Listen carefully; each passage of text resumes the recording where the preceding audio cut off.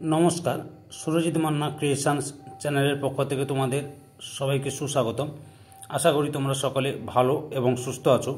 আমি তোমাদের জন্য এই ভিডিওটিতে তুলে ধরছি 2026 সালের মাধ্যমিক পরীক্ষার্থীদের জন্য তথা 2025-এ দশম শ্রেণীর ছাত্রছাত্রীদের ফার্স্ট ইউনিট টেস্টের জন্য রায় ও মার্টিন প্রশ্নবিচিত্রার ভলিউম 1 থেকে বাংলা বিষয়ের এক সেট প্রশ্নপত্রের সম্পূর্ণ সমাধান করছি।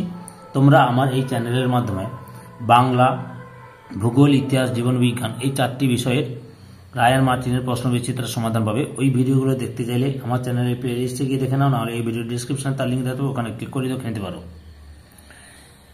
তার আগে তোমাদের কাছে অনুরোধ, তোমরা ভিডিওটি না টেনে পুরোটা দেখো। ভিডিওটি কেমন লাগলো কমেন্ট করে জানিও, ভিডিওটিতে লাইক দাও এবং প্রচুর পরিমাণে শেয়ার করো, এবং চ্যানেলে নতুন হলে চ্যানেলটিকে সাবস্ক্রাইব করে চ্যানেলের সঙ্গে যুক্ত হয়ে যাও। আলোচনা শুরু করছি। 3 model set Balurghat girls high school. একের দাগে ঠিক উত্তরটি বেছে নিয়ে লেখো। 1.1 তপনের মেসোমশাই পেশায় ছিলেন একজন, অপশান গয়ে কলেজের প্রফেসর। 1.2 শিশুদের সব কোথায় পড়ে আছে, অপশান গয়ে কাছে দূরে। 1.3 লেখকের হাতে ছাড়া আর কারো হাতে কি নেই, অপশান ঘয় কলম। 1.4 কারক হলো, অপশান কয় ক্রিয়াপদের সাথে নামপদের সম্পর্ক। 1.5 বন্ধুগণ আমার কথা শুনুন, এখানে বন্ধুগণ পদটি হলো, অপশান কয় সম্বোধন পদ। 2-এর দাগে কম বেশি 20টি শব্দের মধ্যে উত্তর লেখো। 2.1 কথাটা শুনে তপনের চোখ মার্বেল হয়ে গেল। তপনের চোখ মার্বেল হয়ে গেল কেন? উত্তর, লেখকরা ভিন্ন জগতের প্রাণী, এটিই ছিল তপনের ধারণা। কিন্তু তার নতুন মেসোমশাই একজন লেখক শুনে বিস্ময়ে তপনের চোখ মার্বেল হয়ে গেল। 2.2 দাগে আধুনিক যুগে নিবের কলম ব্যবহার করতেন কোন বিখ্যাত বাঙালি লেখক? উত্তর, আধুনিক যুগে নিবের কলম ব্যবহার করতেন বিশিষ্ট বাঙালি লেখক রবীন্দ্রনাথ ঠাকুর। তিনি হাতে লেখা চিঠি ও পাণ্ডুলিপি প্রস্তুত করতেন। 2.3 দাগে সে জানতো না, কার কি না জানার কথা বলা হয়েছে? উত্তর, সে জানতো না, এখানে কবির না জানার কথা বলা হয়েছে। কবি জানতেন না তার লেখা একদিন মানুষের ভালোবাসা পাবে। 2.4 দাগে প্রযোজক কর্তা কাকে বলে? উত্তর, যে কর্তা নিজে কাজ না করে অন্যকে দিয়ে কাজ করিয়ে নেয় তাকে প্রযোজক কর্তা বলে। উদাহরণ, শিক্ষক ছাত্রদের ব্যাকরণ পড়াচ্ছেন, মা শিশুকে চাঁদ দেখাচ্ছেন। 4.5 দেশ মাটি দিয়ে গড়া নয়, মানুষ দিয়ে গড়া। নিম্নরেখ পদটির কারক বিভক্তি নির্ণয় করো। উত্তর, মাটি দিয়ে, এটি করণ কারক এবং তৃতীয়া বিভক্তি।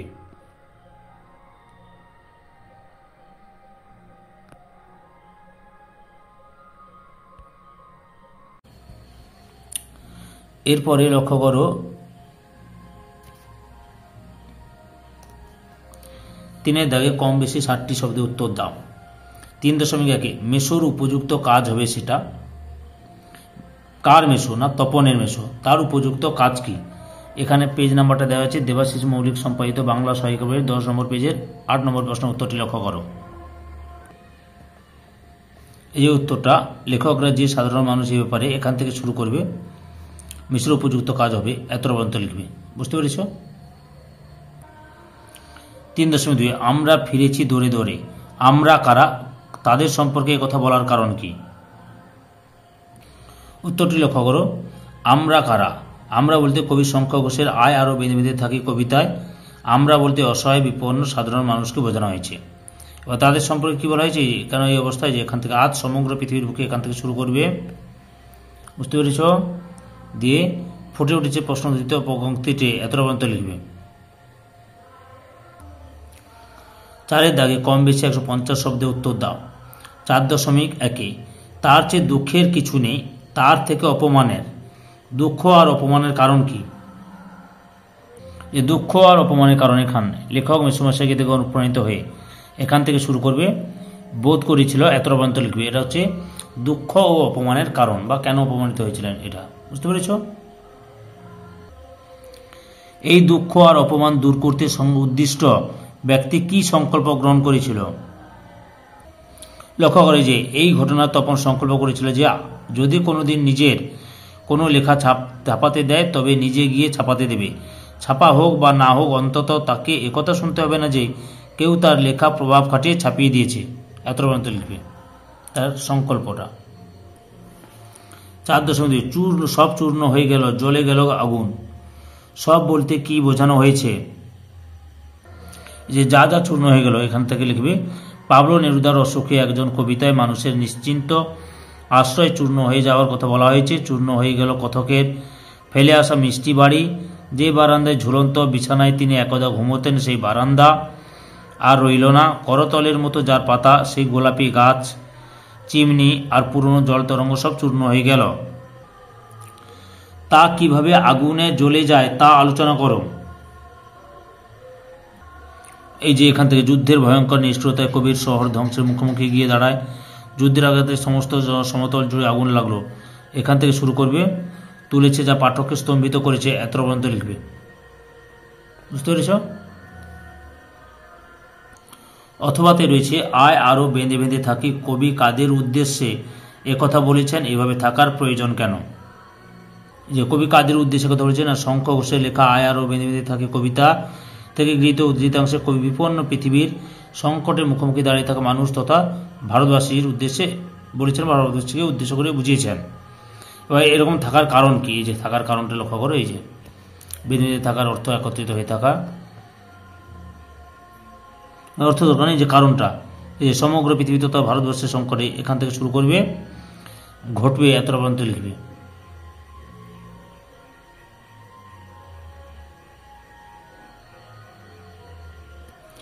পাঁচে দেখে কম বেশি 150 শব্দে যে কোনো একটি প্রশ্নের উত্তর দাও। 5.1 হ্যাঁ, একবার অন্তত নিবের কলমকে দেখা গেছে খুনির ভূমিকায়, এ কথার মর্মার্থ বিশ্লেষণ করো। এই প্রশ্নের উত্তরটা আমি পারিনি, তোমরা যদি কি পারো অবশ্যই কমেন্টে, ডিসক্রিপশানে বা কমেন্ট বক্সে কমেন্ট করো। তোমরা যদি ভালো পারো অবশ্যই লিখে রাখবে, লিখে আমাকে একটু জানাবে। কলমকে বলা হয় তলোয়ারের চেয়েও শক্তিধর, একথা বলা হয় কেন? যে প্রখ্যাত সাংবাদিক, এখান থেকে শুরু করো, অবতারণা করা হয়েছে, পরে অংশটি লক্ষ্য করে দেখাচ্ছি তোমাদের। আবার লেখা শুরু করবে, প্রাবন্ধিক কলমের ভক্ত, এখান থেকে আবার শুরু করবে, দিয়ে ব্যাখ্যা দিয়ে কলমকে তলোয়ারের চেয়ে শক্তিধর রূপে গণ্য করেছেন প্রাবন্ধিক, এত পর্যন্ত লিখবে। বুঝতে পেরেছ? দেখে নাও। 5.2 মুঘল দরবারে একদিন তাদের কত না খাতির, কত না সম্মান। তাদের বলতে কাদের বলা হয়েছে? তাদের খাতির ও সম্মানের পরিচয় দাও। তাদের বলতে কাদের পরিচয়ের কথা বলা হচ্ছে না। হারিয়ে যাও কালিকলম প্রবন্ধে উদ্ধৃত অংশে তাদের বলতে ওস্তাদ কলমবাজদের বোঝানো হয়েছে। পারিভাষিক শব্দে এদের বলে ক্যালিগ্রাফিস্ট বা লিপিকুশলী। এবার সম্মান ও খাতিরের পরিচয় দিতে বলছে, এই লক্ষ্য করো, যাদের ওস্তাদ কলমবাজ, এই যে যারা ওস্তাদ কলমবাজ, এখান থেকে শুরু করবে। লিপিকুশলী 4 খণ্ড রামায়ণ কপি, এত পর্যন্ত লেখো, পরের অংশটি দেখাচ্ছি। অর্থাৎ সে সময় এদের উপার্জন কম হলেও গুণের সমাদর ছিল, এত পর্যন্ত লিখবে। 6 দাগে কম বেশি 150 শব্দে যে কোনো একটি প্রশ্নের উত্তর দাও। 6.1 ঘাটে থই থই ভিড়, কোন ঘাটে থই থই ভিড়, ভিড়ের কারণ কি? উত্তর লক্ষ্য করো, কোনি গল্পে গঙ্গার ঘাটে থই থই ভিড় দেখা যায়, বিশেষ করে যেখানে থেকে সাঁতার প্রতিযোগিতা শুরু হবে সেই ঘাটে মানুষের উপচে পড়ার ভিড় জমে। ভিড়ের কারণ, ভিড়ের প্রধান কারণ হলো সাঁতার প্রতিযোগিতা। এই প্রতিযোগিতায় অনেক প্রতিযোগী অংশ নিচ্ছে এবং কোনি অন্যতম প্রতিযোগী হিসেবে লড়াই করছে। সাঁতার প্রেমী মানুষ, প্রতিযোগীদের আত্মীয় পরিজন এবং সাধারণ দর্শকরা এই প্রতিযোগিতা দেখার জন্য ভিড় জমিয়েছে। ভিড়ের দৃশ্য লক্ষ্য করো, ভিড়ের দৃশ্যে বর্ণনা দাও। ভিড়ের দৃশ্য কি? ঘাটের চারপাশে হাজার হাজার মানুষ দাঁড়িয়ে আছে, কেউ জলে নেমে প্রতিযোগীদের উৎসাহ দিচ্ছে, কেউ উপরে দাঁড়িয়ে হাততালি দিচ্ছে।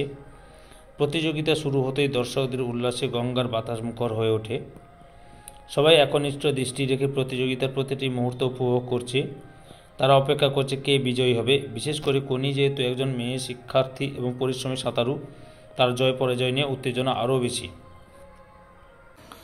6.2 দাগে খাওয়ায় আমার লোভ নেই, ডায়েটিং করি। বক্তাকে তিনি কিভাবে ডায়েটিং করেন? উত্তরটি লক্ষ্য করো, মতিনন্দী রচিত কোনি উপন্যাস থেকে গৃহীত উদ্ধৃত অংশটির বক্তা হলেন বিষ্ণুধর। এবার বক্তার ডায়েটিংয়ের পরিচয় দাও। এখান থেকে বিষ্ণুধরের, এখান থেকে শুরু করবে।